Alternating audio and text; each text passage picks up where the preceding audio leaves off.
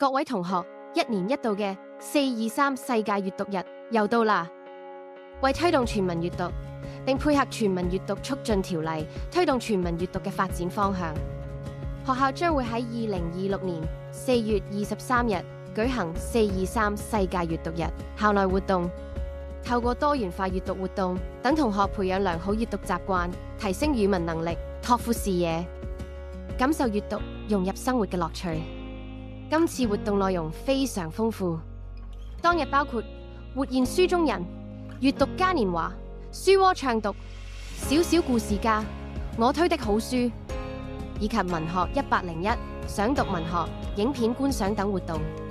同學當日必須帶備閱讀繽紛樂、閱讀記錄冊，先可以獲取蓋印。首先介紹嘅係活現書中人，呢個係今年世界閱讀日其中一項重點活動。對象係全校學生，同學可以自由揀一本自己中意嘅圖書，喺4月23日當日着上同圖書角色相符嘅服飾返學，等故事入面嘅人物喺校園活現出嚟。同學揀選嘅圖書主題必須係書海名人，即係經典故事入面嘅主要角色、歷史人物或者傳記人物。而圖書語言只限中文或者英文，內容亦一定要健康正面。準備做活動嗰陣，同學要細心閱讀有關圖書，大家要了解人物特徵、身份背景同埋性格特點，令自己嘅造型更加貼近書中角色，咁樣先可以將人物形象更生動咁呈現出嚟。喺服飾要求方面，學生所穿嘅裝束必須符合所選人物嘅特徵，整體設計要以輕便簡約為主，只限可穿戴喺身上嘅衣飾或者便攜嘅小型道具。同學準備服飾嗰陣，亦都要考慮季節同埋當日天氣。另外，服飾亦要方便乘搭公共交通工具、校車或者保姆車。為免造成不便或者損失，同學唔應該攜帶大型裝束道具同貴重物品返學。如果同學有興趣成為我的最愛故事人物造型獎候選人，就要特別留意繳交安排。同學必須喺4月13日星期一或者之前，將自己扮演圖書角色嘅造型相片電郵以下顯示嘅學校指定電郵地址。提交相片嗰陣，電郵標題要注明我的最愛故事人物造型獎候選人相片，而相片檔案名稱就必須以班別學生姓名命名，方便老師整理同確認資料。我的最愛故事人物造型獎候選人名額一共有20名，候選名單會喺4月20日喺全校資訊嘅 Google Classroom 內公佈。到咗活動當日，學生會喺課室觀看各候選人嘅相，再進行投票，選出3位得獎同學。獎項方面，凡係喺活動當日扮演書中角色嘅學生，都可以獲得閱讀繽紛樂嘅閱讀小足印蓋印一個。而我的最愛故事人物造型獎3位得獎同學，每位可以獲得3個閱讀小足印蓋印。另外，活動仲設有最踴躍參與班別獎，即係最多人參與活動嘅班別。而該班每位有扮演角色嘅同學都可以獲得小禮物一份。除咗以上獎勵之外，完成閱讀繽紛樂入面嘅活現書中人工作紙之後，學生亦可以再獲閱讀小足印蓋印3個。所以同學參加活動之餘，都記得完成相關工作紙，爭取更多閱讀獎勵。同學亦要留意，如果當日唔參與活現書中人活動嘅同學，喺4月23日當日就必須穿着整齊體育服返學。所有學生當日亦要彼此尊重，喺課室或者走廊見到其他扮演角色嘅同學時要小心，避免整爛其他同學嘅衣物、飾物或者道具。所有裝束都應由學生自行小心保管。上課同轉堂期間唔應該玩或者整理身上衣物、飾物同道具，以免影響課堂秩序。而家就等我哋睇下上年參加活動同學嘅角色扮演先，等同學可以參考一下，以思考今年可以扮演邊啲角色。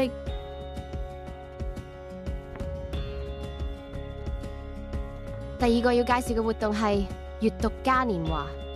呢個活動會喺有蓋操場舉行，對象係全校學生，並由中文科、英文科、數學科、人文科、科學科同鄰中科共同協作推行。而各個攤位活動內容係會圍繞圖書館嘅圖書內容設計，等同學透過遊戲同互動方式認識唔同類型嘅圖書，而發現閱讀帶來嘅趣味。同學參與攤位遊戲之後，可以獲得閱讀繽紛樂蓋印1個，所以記得活動當日一定要帶備閱讀記錄冊，咁先唔會錯過獲取蓋印嘅機會。接住落嚟介紹嘅係大家都好中意嘅書窩暢讀。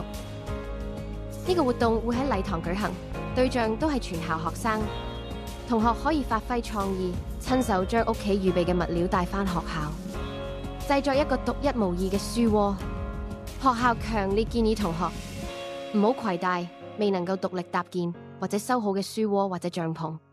因為如果搭建時間太長，就會影響真正閱讀嘅時間，令活動效果減低。活動期間，學生最多只需要攜帶大約可供閱讀1小時嘅圖書數量。同學可以喺禮堂搭建書窩，搭建完成之後就可以坐喺書窩入面安靜閱讀，但唔可以影響其他同學。而同學完成閱讀繽紛樂入面嘅書窩札記工作紙之後，可以獲得閱讀繽紛樂蓋印1個。所以除咗設計有特色嘅書窩之外，同學都要記得認真完成工作紙。咁等我哋而家睇下之前同學嘅設計，俾大家一啲整書窩嘅靈感。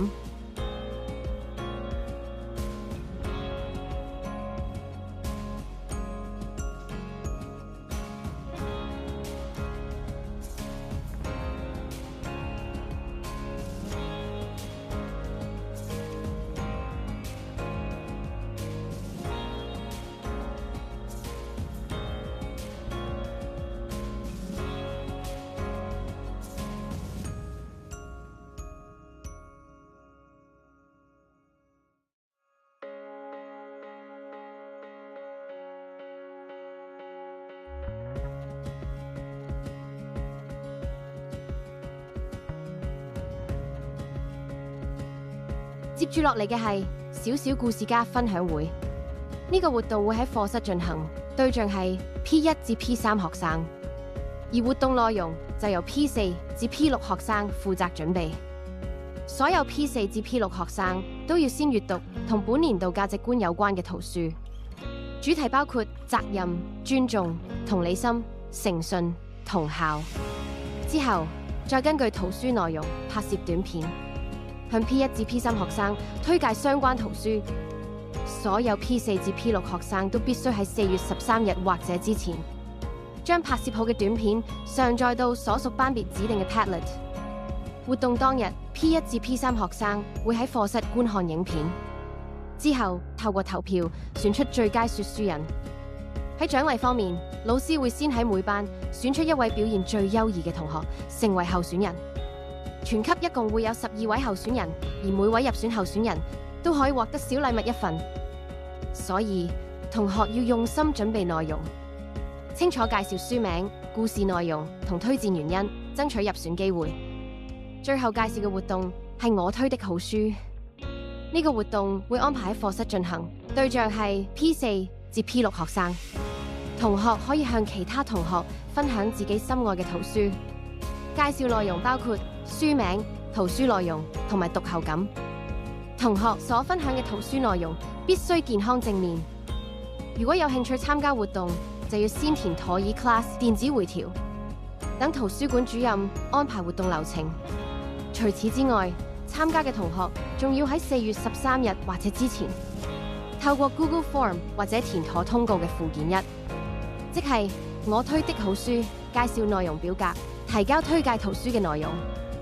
提交嘅內容包括圖書名稱、圖書內容同埋讀後感，方便老師預先了解分享內容，並安排活動程序。所以有意參加嘅同學要及早揀選一本內容健康、正面嘅圖書，整理好想分享嘅重點，再按時交回所需資料。